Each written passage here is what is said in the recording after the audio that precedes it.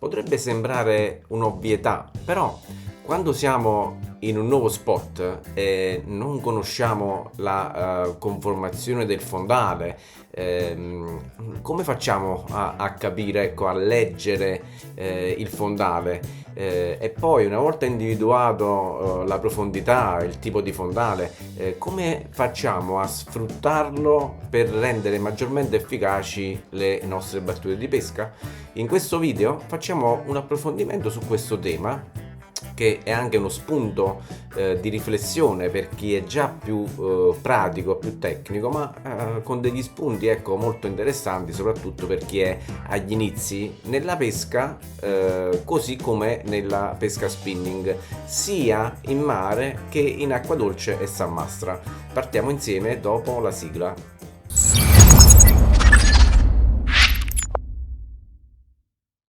Come dicevo in apertura, quando siamo su un nuovo spot, come facciamo a capire quanto fondale abbiamo, che tipo di fondale, come ci muoviamo quando dobbiamo scandagliare un nuovo spot? In questo video facciamo un approfondimento. Come al solito ho realizzato delle slide per meglio far comprendere l'argomento di cui trattiamo oggi e le vediamo insieme, quindi pesca, spinning, ma non solo, perché le indicazioni che diamo sono utili anche per chi pratica altre tecniche di pesca, e andiamo a vedere come leggere il fondale. In questo riepilogo siamo già partiti con l'introduzione, poi ecco, facciamo la definizione di che cosa è il fondale, parliamo dei tipi di fondale, come leggerlo, come individuare ovviamente le zone buone e adeguare di conseguenza la nostra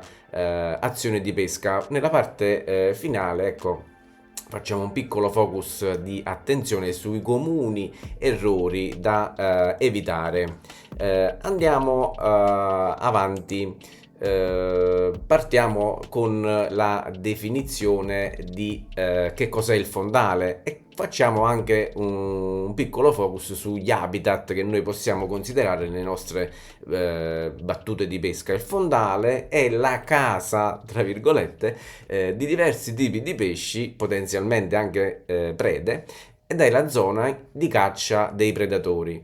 Dobbiamo considerare che ogni cambio di struttura crea un punto di passaggio dove i pesci aspettano di attaccare, quindi fanno dei veri e propri agguati, e quindi imparare a leggere il fondale, i salti di fondale, le buche, i canaloni, le rocce, sfruttare gli ostacoli semi affioranti permette di pescare diciamo meglio ed in modo strategico. Quali sono gli habitat che noi possiamo considerare per le nostre battute di pesca? Quindi non ci fermiamo soltanto nell'ambito saltwater, quindi in mare, ma allarghiamolo la nostra conoscenza a 360 gradi, quindi consideriamo le spiagge, le scogliere, l'ambito portuale, che è questo uno diciamo, dei primi punti che noi affrontiamo insieme.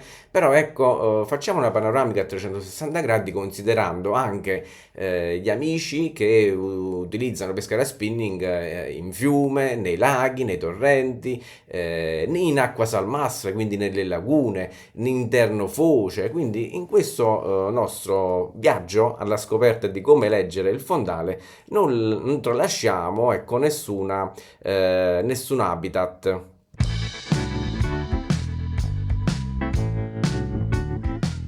Passiamo alla prossima slide. Vediamo adesso insieme quanti tipi di fondale esistono.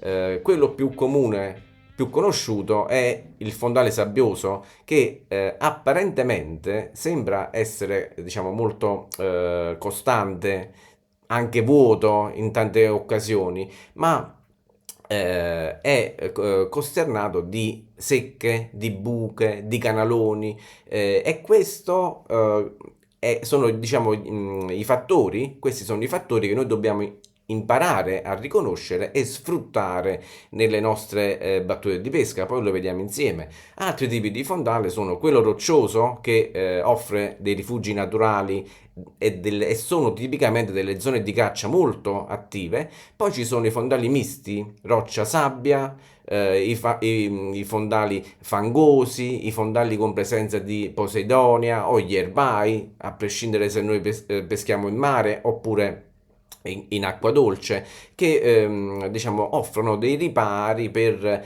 il pesce foraggio, e ai limiti di queste zone troviamo solitamente i predatori in agguato, quindi nei bordi.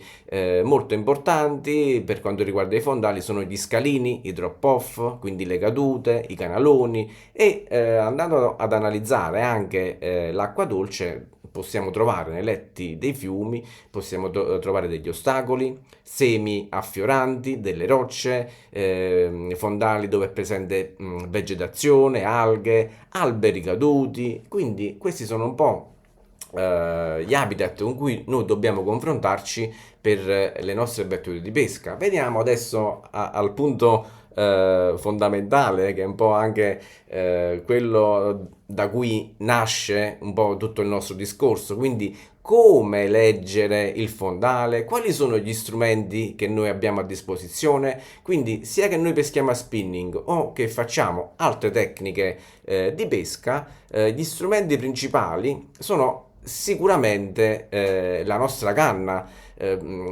Torniamo al contesto spinning. Quello che noi possiamo utilizzare per capire quanta profondità abbiamo, che tipologia di fondale abbiamo sotto di noi, è molto diciamo utile utilizzare la canna e il filo trecciato, che ci permette di sentire con maggiore sensibilità quello che succede all'altro capo della lenza, quindi sull'esca artificiale. E quindi ecco, possiamo utilizzare un'esca più o meno palettata per capire, ecco, se noi abbiamo 1 metro, 2 metri di profondità, e quindi sentiamo che l'esca sbatte. Anche se per mia esperienza personale vi sconsiglio di sondare il fondale con esche rigide dove sono presenti le ancorette. Quindi, come soluzione alternativa per risolvere diciamo, il nostro problema di leggere il fondale, di capire tipologia e profondità, possiamo utilizzare delle esche siliconiche armate con tessine piombate con amo nascosto. Ho fatto, ecco, in basso a sinistra ho inserito il tipico Black Minnow, perché ecco, questo ci permette di avere una maggiore sensibilità verso quello che succede all'altro capo della nostra lenza e capire se sentiamo che batte su un fondale duro, quindi potrebbe essere roccia, potrebbero essere degli ostacoli sommersi. Se invece quando lo lasciamo affondare sentiamo, ecco, che tocca su qualcosa di morbido, potrebbe essere fango, potrebbe essere sabbia, oppure quando noi lo facciamo scendere sul fondale vediamo che vengono fuori dei ciuffetti di alghe o di posidonia, abbiamo capito che stiamo pescando nei pressi di fondali con vegetazione. Un altro metodo che noi possiamo utilizzare per leggere il fondale è utilizzare un piombo alla fine della nostra lenza al posto dell'esca artificiale, oppure la classica sonda. Diciamo, questi sono gli strumenti che noi abbiamo a disposizione principalmente per conoscere la tipologia e la profondità. Tuttavia esistono anche altri modi di riuscire a leggere il fondale, soprattutto se siamo in mare, per esempio. Il colore dell'acqua o della risacca ci dice se noi abbiamo dei salti di fondale, quindi guardiamo le schiumate, possiamo vedere le correnti, oppure con evidenti accumuli di pesce foraggio, possiamo capire che lì ci sono, ecco, delle secche oppure delle buche, dei canaloni. Quindi la cosa importante è sentire l'impatto dell'esca artificiale sul fondo, e in tante occasioni, ecco, possiamo avvalerci anche nel contare quanti secondi l'esca artificiale ci impiega per arrivare sul fondo, e avere magari con utilizzare un filo trecciato colorato ci fa capire, ecco, se abbiamo il cambio di colore ogni metro. Una volta che abbiamo lanciato l'esca artificiale capiamo, ecco, più o meno quanti metri abbiamo, contando i metri che vengono fuori dalla bobina terminato il nostro lancio. Diciamo, questo è un po' il metodo standard che utilizzo nelle mie battute di pesca, che vi consiglio di utilizzare nelle vostre.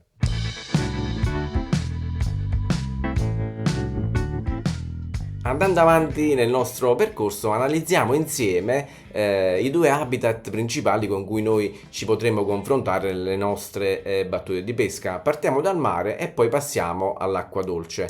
In questa slide ho identificato con la linea tratteggiata in rosso il primo scalino, ovvero dove l'onda infrange, che rappresenta anche un limite da cui poi parte una secca, dove noi vediamo che c'è anche tanta risacca e tante schiumate. Quindi, analizzando il mare mosso, possiamo capire, ecco, dove c'è il salto di fondale. È proprio lì che noi dobbiamo cercare di far arrivare le nostre esche artificiali per rendere maggiormente efficaci le nostre battute, perché è proprio lì dove c'è il primo scalino che solitamente il predatore sfrutta per tendere le sue azioni di caccia, gli agguati, gli inseguimenti. Quindi è una zona molto calda quella che noi dobbiamo cercare sempre di individuare nelle nostre battute di pesca. Invece, per quanto riguarda l'analisi, ecco, di un tratto di fiume,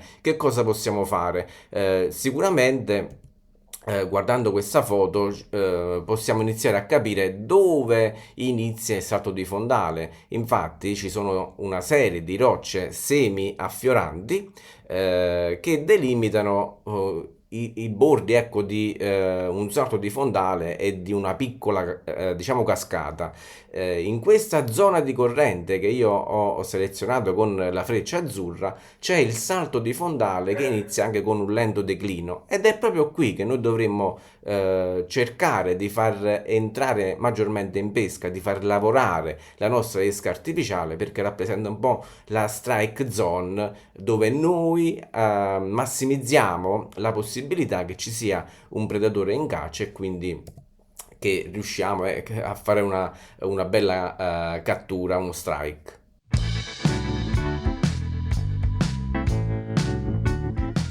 In questa seconda parte del video, invece, analizziamo come sfruttare le informazioni per rendere maggiormente efficaci le nostre battute di pesca. Quindi, come individuare le zone buone dopo aver letto il fondale. Le zone buone sono quelle dove dobbiamo far passare le nostre esche artificiali, quindi dove vediamo, per esempio nella pesca in mare, la zona dove rompono le onde, oppure le zone dove è presente acqua scura, che ci indica una zona maggiormente profonda. Invece, eventualmente siamo in pesca in condizioni di acqua chiara, dove vediamo dei riflessi verdi, ci indica la presenza di Posidonia, e quindi abbiamo imparato che ai bordi, nelle zone limitrofe della presenza di vegetazione, solitamente ci sono i predatori in agguato in cerca del foraggio.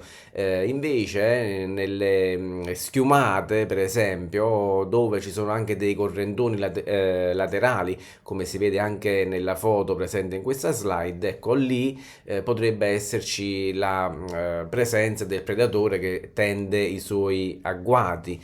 Tuttavia, anche se siamo in spiaggia aperta, costante, dobbiamo individuare i cosiddetti canaloni tra i vari banchi, tra le varie secche presenti sul fondale. Invece, ecco, parliamo anche della nostra azione di pesca, come adeguare la nostra interpretazione, quindi dove lanciare e come muovere l'esca artificiale, che esca utilizzare. Per esempio, ho indicato in questa slide 4 punti principali. Possiamo utilizzare i needle, i VTD o le esche di superficie sui fondali molto bassi per insidiare, ecco, maggiormente quella tipologia di predatori che ecco, sono maggiormente insidiabili nei primi strati di superficie. Invece, se noi vogliamo fare un'azione di pesca mirata sulla mezz'acqua o sul fondale o sulle cadute, sui drop off o sugli scalini, possiamo utilizzare dei Minnov più o meno affondanti, in conseguenza anche alla profondità dove faremo nuotare le nostre esche artificiali. Invece, per quanto riguarda zone molto più profonde, come ad esempio i canaloni, possiamo utilizzare le soft bait piombate. Allo stesso modo, ecco, non limitiamoci soltanto a interpretare la pesca in mare, possiamo considerare anche la pesca in acqua dolce, come i letti dei fiumi, i laghi, i torrenti, e quindi a seconda dello spot in cui siamo possiamo scegliere la tipologia di esca giusta, la dimensione e il peso corretto. Infine, invece, se siamo su fondali ripidi, delle scadute verticali, possiamo considerare l'utilizzo dei jig. In questa ultima slide invece andiamo ad analizzare insieme quali sono gli errori comuni che noi possiamo evitare diciamo studiando e leggendo il fondale che abbiamo di fronte. Quindi la prima cosa da fare è capire se ci sono degli ostacoli, delle rocce semiaffioranti, e quindi non dobbiamo mai lanciare senza vedere dove dobbiamo far nuotare la nostra esca artificiale, altrimenti diciamo, rischiamo l'incaglio e anche la perdita della nostra esca. Un'altra cosa da considerare per massimizzare le possibilità di strike è non usare sempre la stessa esca artificiale, indipendentemente dall'habitat in cui siamo e dalle strutture su cui, ecco, ci muoviamo. Quindi cerchiamo di variare la nostra ricerca utilizzando esche artificiali differenti. Un'altra cosa invece da evitare è quella di recuperare troppo veloce la nostra esca artificiale e non leggere bene il fondale, quindi la facciamo nuotare o troppo in superficie o troppo rasentando il fondale. Quindi dobbiamo sempre adeguarci in merito allo spot dove siamo. Invece, ecco, se utilizziamo esche affondanti come jig, le soft bait su terzine piombate e vogliamo conoscere su che profondità la facciamo lavorare, contiamo i secondi di affondamento. Rendiamoci conto che in assenza di corrente, se siamo in pesca in mare o in acqua dolce, è più o meno la stessa cosa. Io considero 1 metro al secondo se utilizziamo esche artificiali affondanti tipo Black Minnov da 8 grammi più o meno. Quindi una volta lanciata la nostra esca artificiale con un'esca artificiale soft bait su tessina piombata affonderà 1 metro al secondo. Più abbiamo esche pesanti, più velocemente l'esca arriverà sul fondo, e quindi per evitare di farla lavorare troppo sulla parte bassa della nostra colonna d'acqua dobbiamo diciamo, evitare che magari arrivi sul fondale, evitando anche eventuali incagli che possono sempre capitare facendo lavorare le nostre esche artificiali a ridosso del fondo. E quindi anche in questo caso evitiamo di usare esche troppo pesanti su fondali bassi o con poca corrente o risacca. Allo stesso modo, ecco, evitiamo esche troppo palettate che magari vanno a lavorare troppo sul fondale e quindi non permettono all'esca di muoversi nel modo ideale.